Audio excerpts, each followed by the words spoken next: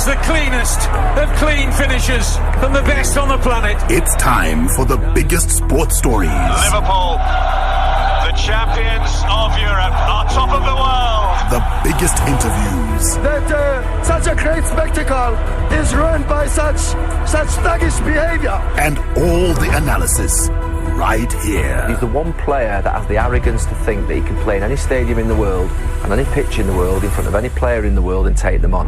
Every weekday, it's my sport, it's your sport. It's ZiFM Sport. Let's join the team for the biggest show in the world of sport on ZiFM Stereo. My station, your station.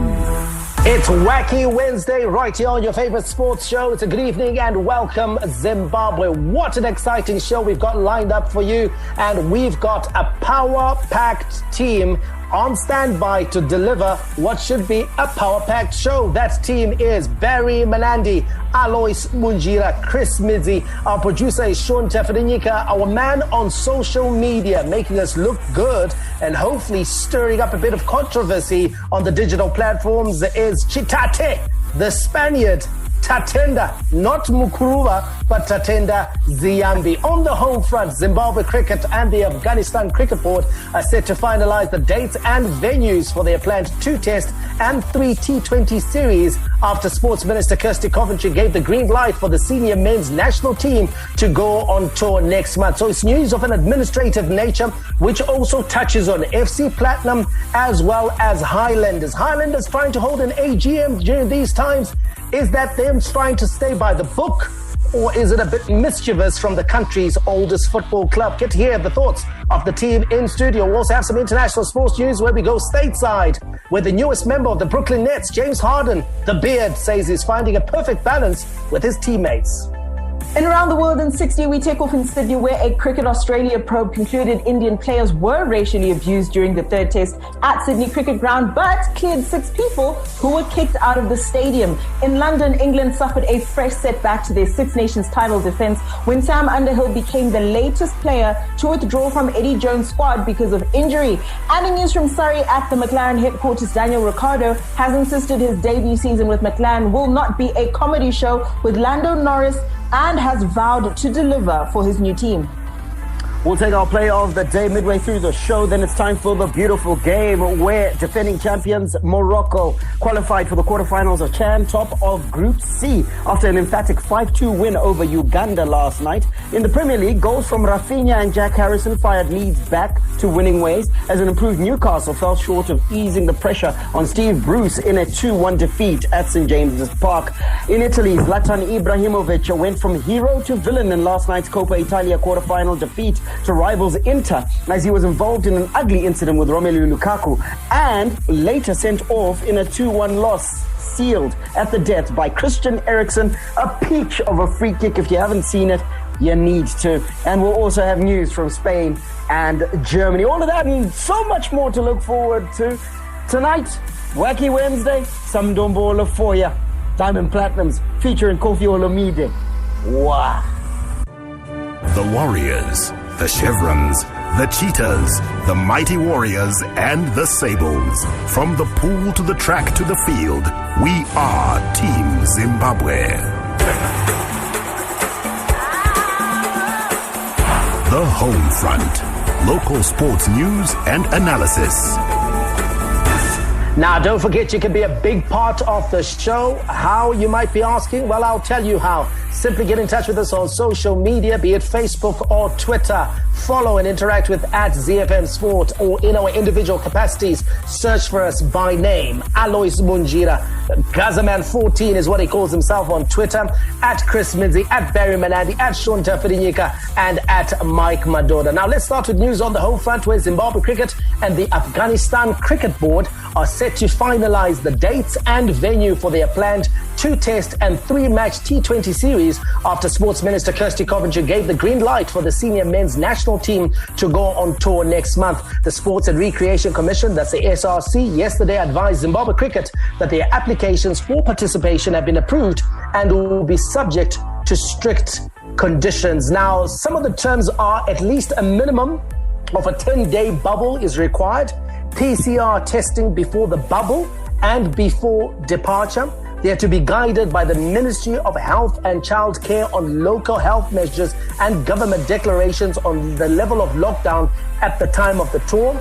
They are to facilitate mandatory testing of all athletes and officials and ensure the production of COVID-19 certificates 48 hours prior to entering camp and valid for 48 hours before leaving camp and or for external travel. Ensure the team strictly adheres to the World Health Organization and Ministry of Health and Childcare protocols for mitigating the spread of COVID-19. So there are rules and there are regulations and conditions, Barry, to what Zimbabwe cricket can do and cannot do as they try and get the show back on the road, as it were. And fair dues. In truth, them applying for the exemption was a good move, and applying for it early as well to ensure that they were able to tour. It's the only way to do it. Look, we're in a new normal. We're in a difficult position, a transition almost into the next normal. So we've all got to be proactive in everything that we do. So I think that Zimbabwe cricket has been certainly leading the way in the last sort of maybe 14 months since the pandemic really took root. And kudos to Zimbabwe cricket. Now they've got their assent, they can carry on. Director of Cricket Hamilton Masakadza, Chris, obviously central to a lot of this that's happening and central to Zimbabwe cricket's revival. And a lot of people questioned his appointment at the time it was made. You know, he made the leap straight from the team into administration, and people asked if he had the administrative nous and ability, but he's covered himself in glory over the last 12 to 18 months, like Barry said.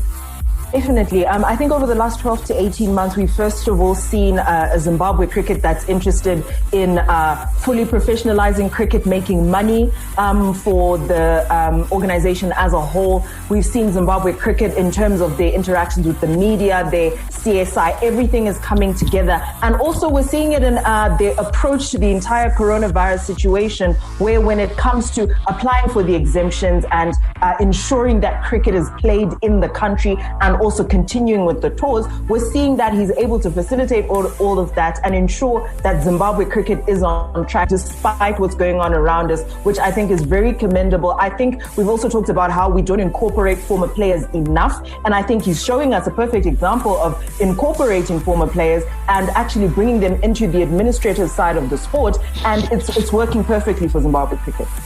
And Alois, when it comes to incorporating former players in sport, it's a big debate that is always had, especially in Zimbabwe, especially in football. But the key is not just incorporating a former player because they're a former player, but making sure that we incorporate those that have the capacity and the ability to lead. Of course, Mike. It's never, when people are saying former players, they are not saying that you just pick up any former player and say former player, start doing the work, start being incorporated. No, it's about who is this former player they are talking about. When Bayern Munich are incorporating Oliver Kahn, what did they see in Oliver Kahn for them to be incorporating Oliver Kahn into the Bayern Munich setup? It's not about every Bayern Munich player. It's about Oliver Kahn. He's a former footballer. What else does he have? So when we talk about incorporating former players, we are talking about somebody who is capable, like you rightly say, somebody who is a former player. Being a former player, it's about having gone through the mill, knowing exactly what is needed to be done in that kind of sport, in that kind of situation. Then with the kind of other abilities that the former player has got, is then incorporated into one, is folded into one. So that person has got a very, very good understanding of the administrative side, what needs to be done, and he also has that feeling of what happens in the sport directly inside. Let's say a former player is in charge of the national team. He already knows how Knowledge Msona is feeling in a kind of situation. So already he knows what needs to be done in such a situation. So that's why most of the time they want people, they don't want all the former players to occupy all the positions. They are all positions that are supposed to be filled, but that former player is essential so that they can also guide in what needs to be done. And I guess the challenge then to our former players, whether it's in cricket, rugby and football, is to upskill themselves, make sure that they upgrade themselves as far as knowledge is concerned, so that they are better able to play a role in the administration of the sport and the different sporting disciplines that they love so much. Now, getting back to the cricket, Zimbabwe Cricket applied for permission from the ministry via the Sports and Recreation Commission to undertake the tour, which was originally set for India before the United Arab Emirates and Oman were also considered as COVID-19 cases soared in India. Now, Barry, one of the things that's come out of the permission that they were given by Minister Kirsty Coventry is that domestic cricket has not been given the green light to resume. So in terms of selection, they're going to have to do a historical based selection in terms of the exploits of these players before the latest shutdown started, rather than assessing the players right now in competition, because that's not going to happen. Yeah, sure. And look, in truth, it is a little bit of a different situation to what football found itself in, where there had been a hiatus of in excess of 12 months to select a side that would go and represent it at CAN. In this case, the cricketers of the Zimbabwe cricket team, as a national team, was in action a few months ago. And the domestic league was in action in December. So you're just going back, yes, it's historical, but you're going back 6 to 8 weeks. It's a little bit better. You're likely to get a player who has maybe dropped off just one level, and it's a case of getting them fit and up to scratch again, and rocking and rolling. So I think that Zimbabwe cricket is in a far better position than football was when they were preparing for the CHAN. But yes, you're quite right. Selection is going to be on a historical basis, on what we know of the players and what they can deliver, rather than current form. Well, Zimbabwe Cricket are not the only ones who are smiling. FC Platinum, Kugona Kuninga Kudada, pure platinum play. They've got a big smile on their faces, as well as they are set to resume preparations for the CAF Confederation Cup playoffs after government also gave them permission to continue. Now, this was always obviously going to happen, Chris, but I feel like the SRC and government also, I think it's important for them to keep tabs of the teams that are participating in international competitions. FC Platinum was taking part in the Champions League, and then they are knocked out and they move on to the CAF Confederations Cup. So do they really need to be continually seeking for permission to train and to resume training if someone at the ministry just simply keeps track of what's happening as far as sport is concerned in the country? I think that's what needs to happen, but I think we've also seen it in terms of the interactions with government and the SRC SRC representing government at the moment, is that there's a lot of red tape, there's a lot of paperwork that's coming out and that they're making necessary. When, like you said, it's only taking one person as part of the role is to simply keep track of these teams, keep track of whether it is any of the 5 top 10 tracks on the World Chart Show today, and we might just be hooking you up with back and forth communication. I don't know if they might after the number one song. So don't wait. WhatsApp now any 5 of the top 10 songs on the chat show today. That's WhatsApp to 0713. And quite often pivots need to be made quickly. So I would prefer a situation where there is less red tape when it comes to administration. Yes, we're in a pandemic. Yes, sport needs to continue, but we need a lot less red tape and administrative this and that. You're so right, Chris, and Mike, just to jump in on that. And the real problem with FC Platinum in particular is that you'll recall that the last game that they played was against Simba SC when they were knocked out of the Champions League. Now, they would have started their preparations possibly a week after that for the Confederations Cup clash that comes through on the 14th of February. But they couldn't do that because the nation is in lockdown. Now, had someone been tracking, when the announcement was made by the SRC to say all sport is suspended, they would have had a provisor, a caveat to say, except the national teams that are involved in continental competition, namely FC Platinum, Zimbabwe Cricket with their tour to XXX. And yes, Chris is right that there's a lot of bureaucracy, but the paperwork would have been one way where the ministry is writing to FC Platinum and saying, by all means, please continue with your preparations for the Confederation Cup. However, these are the requirements that we have of you. And FC Platinum immediately could have been preparing. So it would have been a lot smoother rather than this you apply and then you have to wait for a response, and the response only comes later. And at this stage, I don't think Norman Mapeza and his charges have quite enough time to correct the wrongs, right the wrongs, integrate the new players that they're signing for preparation for Confederations Cup. It's almost stop-start, yeah. And that's something that FC Platinum cannot afford as they try and compete in the Confederations Cup. Well, they're smiling. Boso is not, Alois, because the Zimbabwe Republic Police has advised Highlanders that they cannot hold their AGM and the elections that they were trying to hold in Bulawayo as a result of the pandemic. Now, I want to hear from you, Alois. Of course, the Highlanders have always been sticklers for tradition. They've also been the poster boy of a solid administration, especially in terms of their AGM and elections, etc. They always have their AGM, they always have their elections. But in this situation, was it slightly irresponsible of Highlanders to want to bring people together and hold this elective Congress instead of perhaps biding their time and waiting until the pandemic had abated? Yeah, Mike, I don't know what's the rush, because right now we don't even know when the league is going to resume. We don't know when we are going to play football. We don't know when there's going to be even training at all. So I don't. We are in a pandemic. We are actually in total lockdown right now. So I don't know if they are going to be applying probably to the minister, to the authority to hold that, because well, they have applied. They've been denied the permission. It's not going to happen. Yeah, they've been told no. Yeah, it's not going to. It boggles the mind why they are rushing to do it. For me, I actually don't know why they're doing it. Just look for a day, postpone everything. Everything has been postponed. Even the contract, ZiFM gave a guideline that postponed the contract to ABC because of the pandemic. So everything has to be according to the prevailing situation. Alois, even if they don't want to postpone, they can even hold it now. And what am I talking about? That they could actually hold do it virtually. a virtual AGM where votes are cast.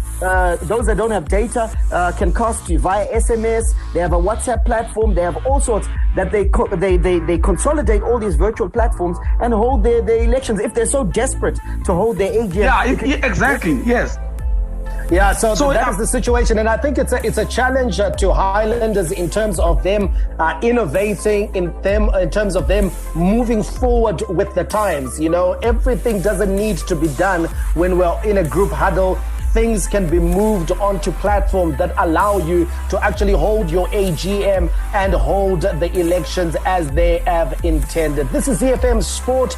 That was news out of the home front, news of an administrative nature, but with a bearing in cricket and football mainly. Coming up, we'll give you a local sports news roundup where we have netball, boxing and football news. And then we go international with our sports news. We go stateside, a bit of NBA for you. The Brooklyn Nets, James Harden, are center court. Hi, my name is Sean Williams, Zimbabwe Cricket Captain. You're listening to ZiFM Sport. Let's give you that local sports news roundup, starting with netball, where the Zimbabwe Netball Association, ZINA, the Bulawayo province, says its plans are off track as a result of the new lockdown restrictions, and they now need to come up with new plans on the way forward for the game. ZINA had already put in place plans to introduce a Division 2 league meant to feature teams from around Bulawayo. Before sporting activities were suspended, the Division 2 league was aimed at accommodating and nurturing players that can't make it into Division 1 and Super League teams. On to boxing news, where lightweight boxing champion Evans 99 Usaiwevu now says he remains focused despite all the negativity caused by COVID-19 induced lockdown. Usaiwevu last got into the ring in May 2019 when he won the WABA title, which he was set to defend last November. The boxer is now pleading with the responsible authorities to at least allow them to have a few competitions, but under strict conditions, so that they can be able to shake off some ring rust. Let's wrap it up with football news, where Highlanders defender Peter Mudua has joined the football movement to East Africa after signing a 6-month loan deal with Tanzanian giants Zimbabwe SC yesterday. The 27-year-old, who was part of the Zimbabwe national team at this year's CHAN tournament in Cameroon, was wanted by the Tanzanian side to bolster their arsenal for the CAF Champions League campaign. Unfortunately, he will not be able to feature in Zimbabwe SC's fight to retain the Tanzanian league title, as he was signed after the close of the transfer window. Mikey, this is a move that is, in my view, out of date. Peter Mudua has been the best defender in the league for some time, and in truth, deserved a bigger stage. Yeah, deserves a bigger stage. Fantastic player, Barry. Phenomenal defender. Good move for him, but very bad for Highlanders. What am I talking about? His contract was running out at the end of the year, and it means that he's going to be with Simba at the end of this year, meaning that Simba are going to have him in June, where they can actually get him to sign a pre-contract, meaning that this $8,000 that Highlanders is getting for his loan could be the only money that they receive from Simba. They should have made every effort to make sure that Peter Mudua was on a longer contract, so that they get a good transfer fee like FC Platinum has received for Perfect Chikwende. The Highlanders could have got anything between 60 to 100,000 for Peter Mudua. He's that outstanding. So for me, it's a swindle. It's an epic heist by Simba. Yeah, Alois, do you reckon that's why they asked for a loan deal specifically? Do you think they've got one eye on his contract and thinking to themselves, we could possibly get this boy for free? Of course, Ben.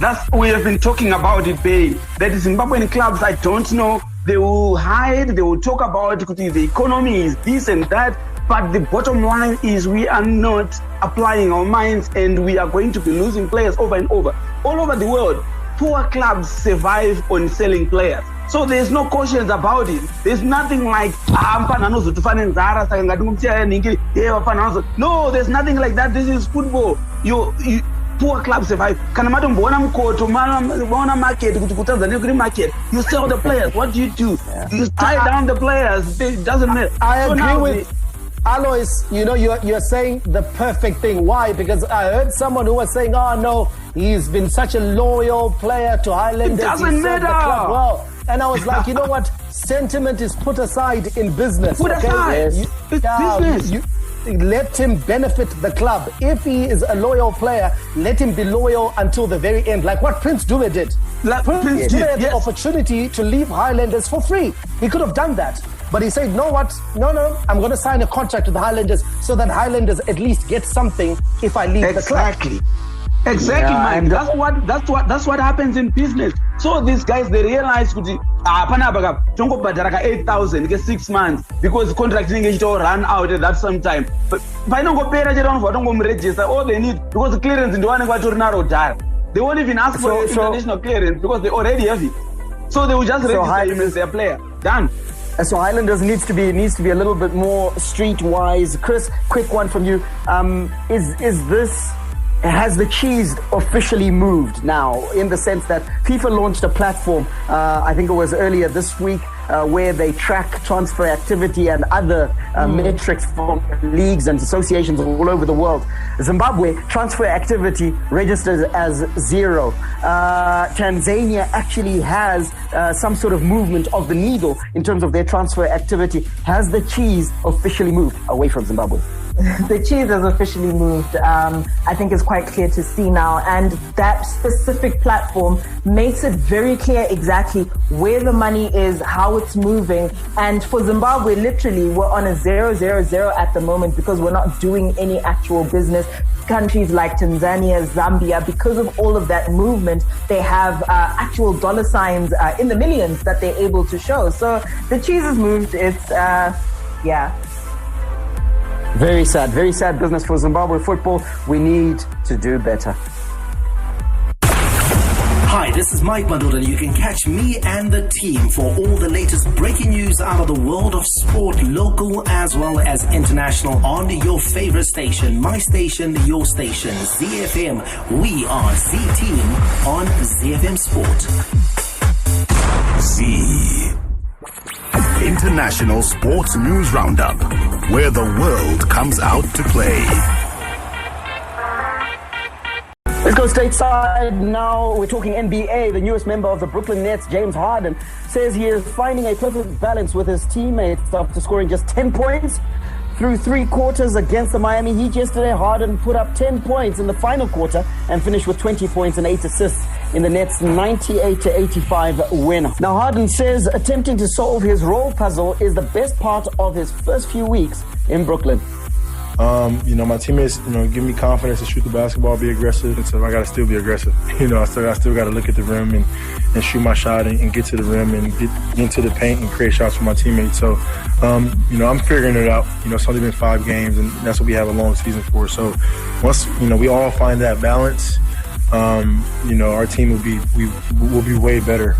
But it's still early. We're just trying to, as we learn, we're trying to, rack up as many wins as we can. So it's a great feeling when you can do both. And given their all-star lineup, in truth, Mike, the role puzzle was always going to be there and it was always going to need to be solved. It looks like it's coming together.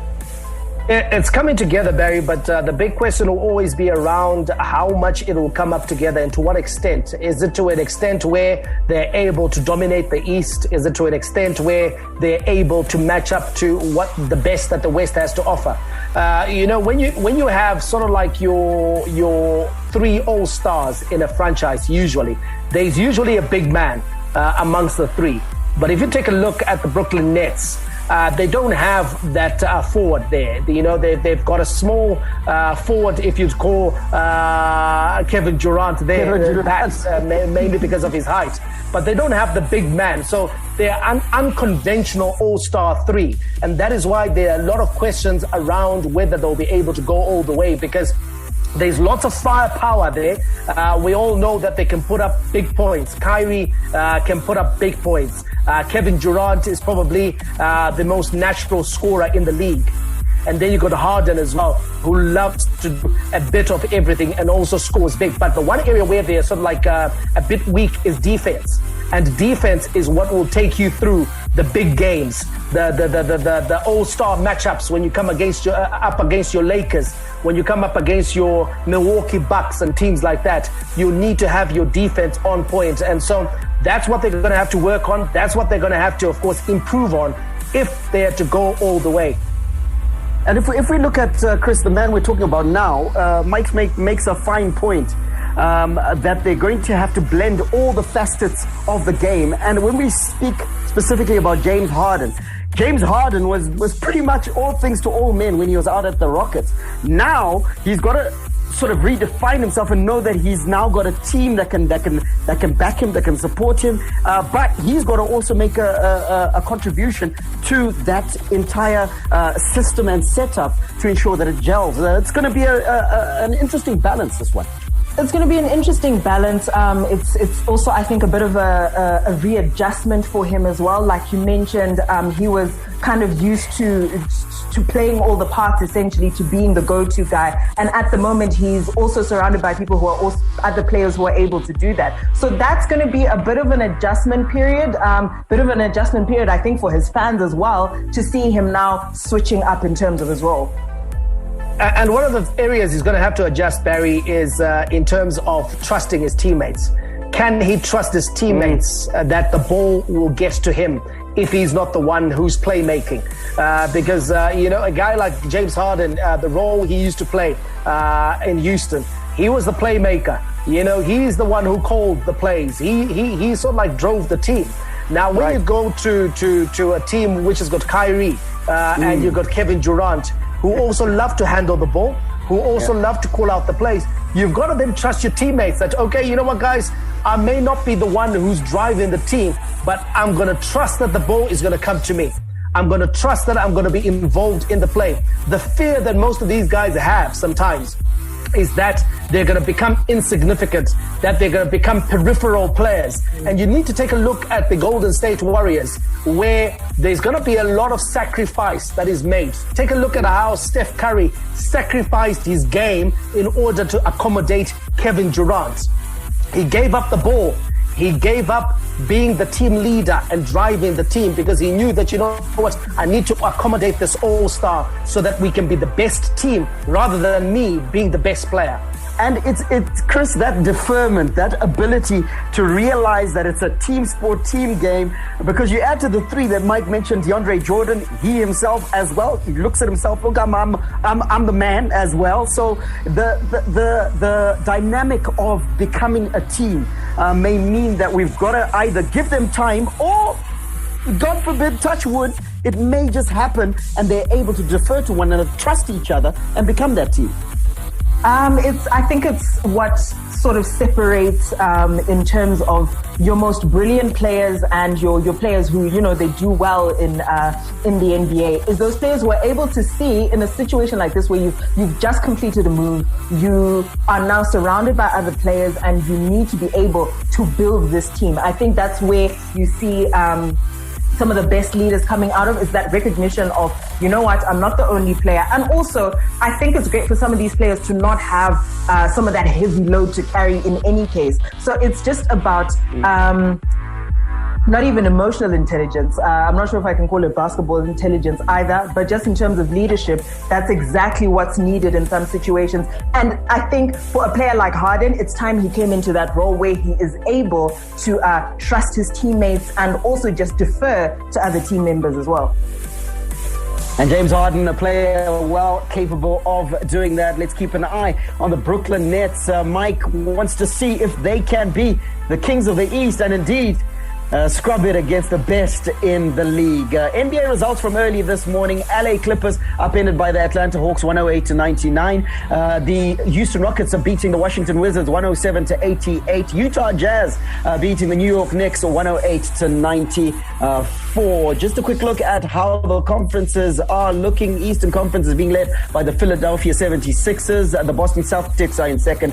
The Milwaukee Bucks in third. And Indiana Pacers are in fourth. The Brooklyn Nets are actually in fifth at the moment. Western Conference, LA Lakers are out in front. Utah Jazz in second. The Clippers are in third. The Denver Nuggets are in fourth. And then the Portland Trail Blazers are in fifth. The upcoming key games for you. Brooklyn Nets are at the Atlanta Hawks. The LA Lakers are at the Philadelphia 76ers, while the Toronto Raptors host the Milwaukee Bucks. San Antonio Spurs host the Celtics. And then early Friday morning, Portland Trail Blazers are at the Houston Rockets, while LA Clippers are at the Miami Heat. And then the Phoenix Suns will entertain the Golden State Warriors. No doubt, Mike Madura will have one eye on that game.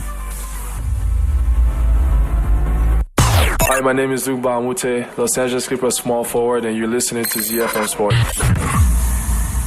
Around the world in 60 seconds. International sports news. We take off in Sydney, where a Cricket Australia probe concluded Indian players were racially abused during the third test at the Sydney Cricket Ground, but cleared 6 people who were kicked out of the stadium.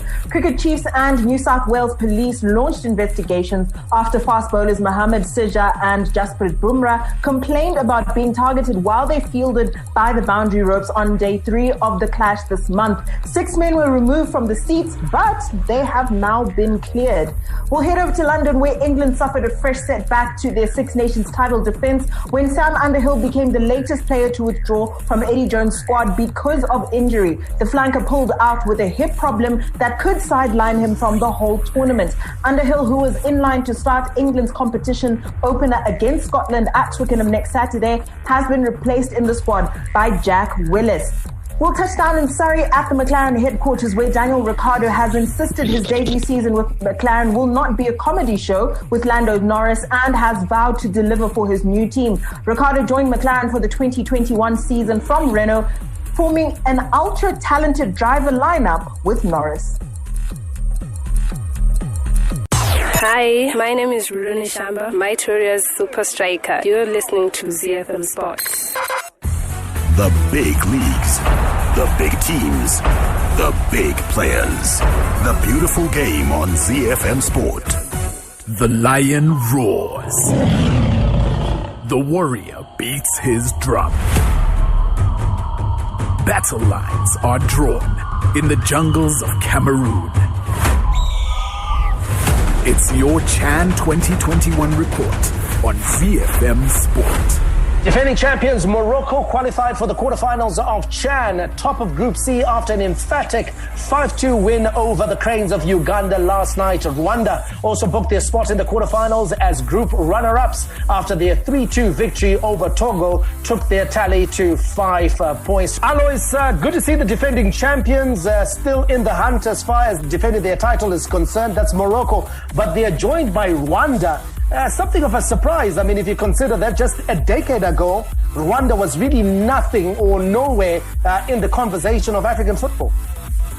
You see, Mike, I see Rwanda doing well. A lot of people might be surprised, but I am not, because I know that Rwanda has been doing well. They put a very good program from 2013, I think, from the Ministry of Sport. They had a developmental program that they adopted that from grassroots all the way to the senior national team. They've been doing well. This is from 2013. This is 2021 right now. This is like 7, 8 years later. They are now reaping the fruit of what they did. Remember Germany, when they put up a program that they wanted to win the World Cup in 2010, they put up a program in 2000 and they won it in 2014. It's not a coincidence. This is exactly what Rwanda has done. This is what people need to do, forward planning. So I'm not surprised Rwanda is where they are. They're going to be a force in Africa because they're doing things right. This is what every country needs to do, forward planning. So well done to Rwanda. And I'm not surprised. And I actually wish them the best, because when people do things right, they get the results.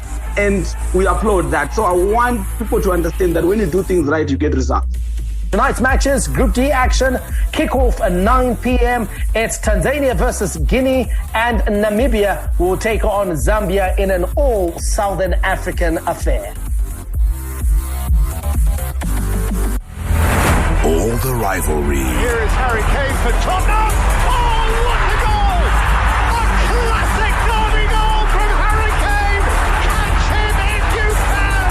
All the stars. Oh, back here's Liverpool 2 in front. Talk about impudence. Talk about improvisation. Talk about Sadio Mane.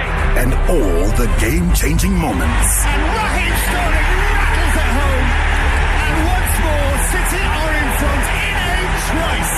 All the updates from the Premier League on ZiFM Sport. Let's go to England. Last night's results: Crystal Palace upended at home 3-2 by West Ham, and then Manchester City imperious over West Bromwich Albion 5-0. Sam Allardyce, is he the magician that they all feed him as? Well, it doesn't look that way at the moment. Goals from Rafinha and Jack Harrison fired Leeds back to winning ways, as an improved Newcastle fell short of easing the pressure on Steve Bruce in a 2-1 defeat at St James's Park. Steve Bruce admits Newcastle's confidence is low after their poor run of form, but has urged his players to ignore the noise of outside criticism and fan protests. I've seen a little bit at Aston Villa, and I've certainly seen enough today that if we keep well and we stay healthy in certain areas, then we'll be fine. We've had an awful time. There's no disputing that, but I've seen enough to see that that we can build hopefully a bit of confidence from it. Mikey, now 6 consecutive matches on a losing streak in all competitions is hardly the form that A, keeps you your job, and B, keeps you in the league. So Steve Bruce must be concerned. Yes, block out the noise to his players, but my goodness, that noise is getting louder and louder. Yeah, and rightfully so, Barry. Not good enough for the Magpies, one of the biggest clubs in England, and Steve Bruce just hasn't done a good enough job. 6 consecutive matches in all competitions, which they've lost. That's relegation form. Can Newcastle afford to be relegated? I don't think so, because they're very much dependent on the money that they generate as a result of them being affiliated to the Premier League. So this is a guy who, to be honest, needs to be shown the exit door. Rafael Benitez got better results with a lot less than Steve Bruce has been given at Newcastle.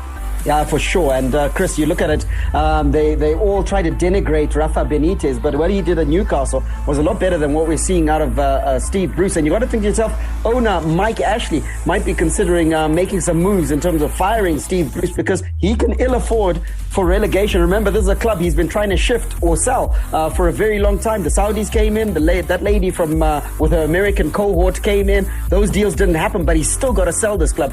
A relegated club isn't easy to sell. It's not easy to sell at all, and that decision needs to be made very quickly. When you have a team in a situation like this, the longer you take them to make the decision, the bigger an impact it has on your team as a whole. So if he's going to be making that decision, he needs to make it quickly, because Newcastle should not be where it is on the league.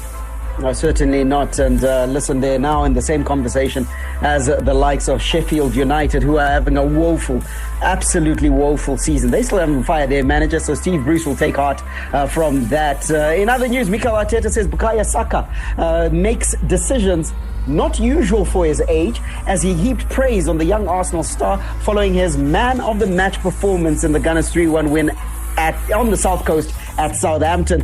Alois, this is a player you like. You always say that you love to just watch him, even though you're not an Arsenal fan. And certainly he is that good. He is very, when you watch Saka, it's the technical ability that I like. For me, I'm biased towards technical ability. He has got plenty of that in abundance. He makes things look easy. He makes football look easy to the eye. I love it. It's not just on the ball, even off the ball. The way he's scoring those goals, you can actually see that he's got this eye that he makes that third man running. Actually, sometimes fourth man running. He has got this ability to actually anticipate a fourth move. Yeah. Not the first move, second move, third move. No, fourth move. He can have the eye to see the ball is going to go to this one. And by the time it gets to this one, I'm supposed to be there. Yeah. And it makes it so easy. He has got, that's football intelligence. He has got football intelligence.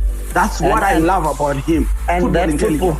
And Alois, that football intelligence has led Arsenal to having the second best record in the Premier League, 16 points and 2 goals conceded. Only second to Man City, who have won 18 points and conceded 1 goal in the period since Boxing Day. So Arsenal are absolutely looking good value. It looks like Mikel Arteta has turned that ship around. Tonight's matches, Burnley host Aston Villa. Chelsea under new management now. Thomas Tuchel was announced as the new manager on an 18-month contract at the Blues. Chelsea, they host Wolverhampton Wanderers.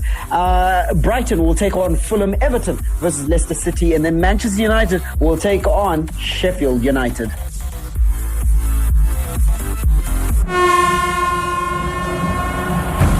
The Nerazzurri, the Black and Blues, Inter Milan. It's Romelu Lukaku, and it was never in doubt.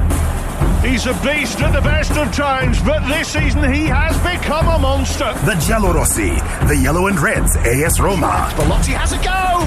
Tremendous hits! That's what he's capable of.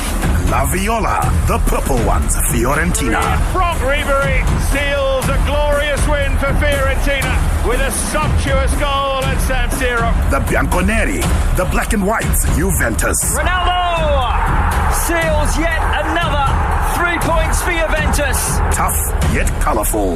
The best of Italian football on Z. Heading into Italy now, Zlatan Ibrahimović went from hero to villain in last night's Coppa Italia quarter-final defeat to rivals Inter, as he was involved in an ugly incident with Romelu Lukaku and later sent off in a 2-1 loss sealed at the death by Christian Eriksen.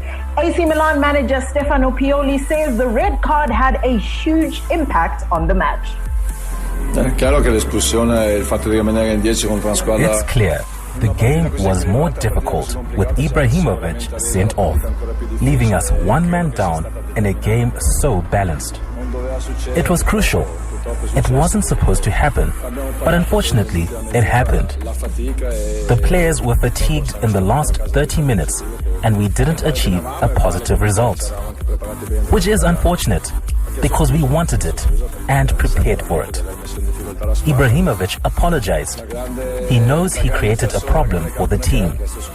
He apologized because he's a great man and a champion. Z. So, Alex, you take a look at that situation last night. For Zlatan, that was a challenge he didn't need to make, a bit of a bad decision, and in the end, it cost his team.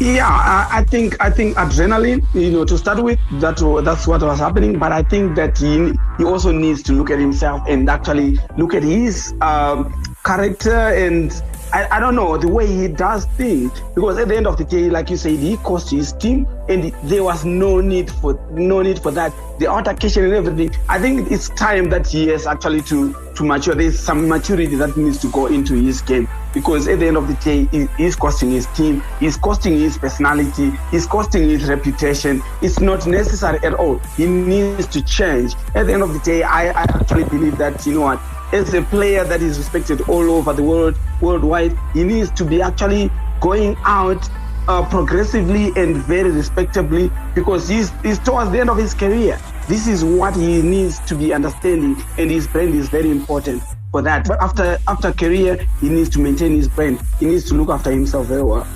The issue with Zlatan has always been his ego. His ego gets in the way. It's too big. You saw that altercation with Lukaku. That was all about egos. That was all about, hey, I'm necessary. the guy at AC Milan, and who do you think you are? Because, some of the things he said about Lukaku's mother. In fairness, Lukaku responded also and took a hit on Zlatan's wife as well. But it was all unnecessary. But Lukaku, at the end of the day, had the last laugh, because he then scored the penalty that was the equalizer, and he walked away on the winning team, whilst Zlatan's petulance saw him on the losing side, and AC Milan out of the competition.